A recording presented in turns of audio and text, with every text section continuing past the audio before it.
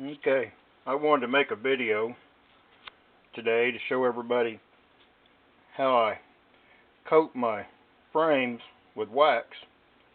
I do this when I'm getting ready to make some splits out of my beehives.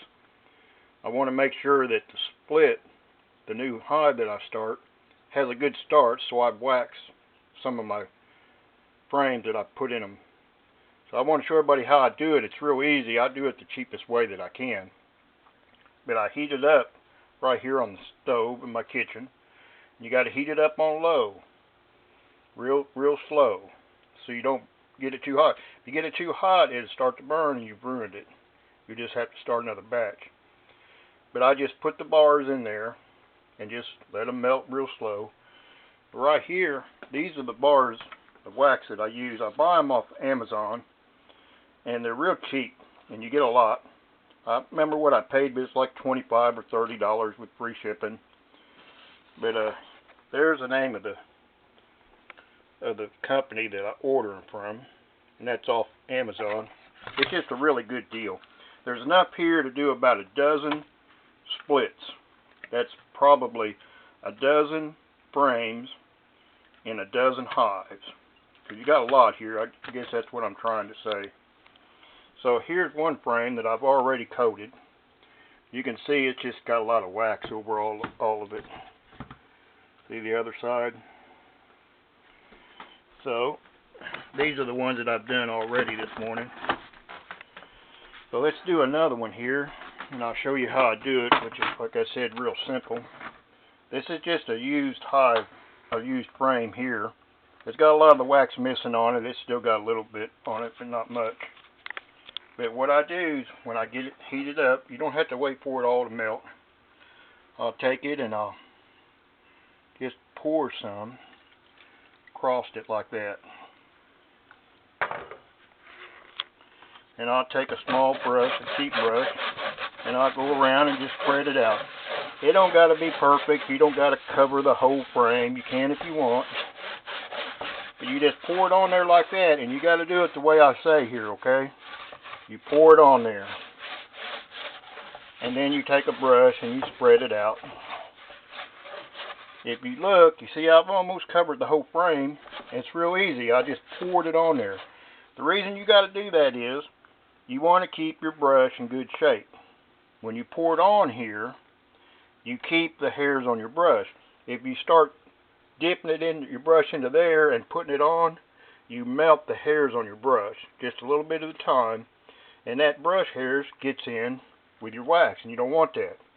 So you got to do it the way I say here. Don't never stick your brush in there. As you can see, that waxed up pretty good right there.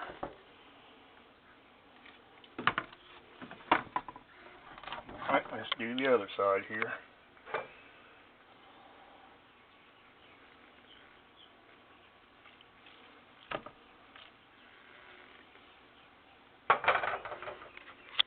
There you go. And then just spread it around. See, when I do splits, I want them to have the best start that they can. When I do a split, I always take the queen with the split, if I can, because a split, they just have a hard time getting going. And you know, I'm sure a lot of you know that. If you take the queen with the split, they'll have a lot better chance of getting going, an easier way of getting going. And the original hive, it's already established. So, you know, they'll make another queen pretty easy. Usually. It ain't always true, but it usually is. So, whenever I make a split, I always take the queen with it. I make sure the frames are waxed up. And I don't have any problems. It just works nice and smooth.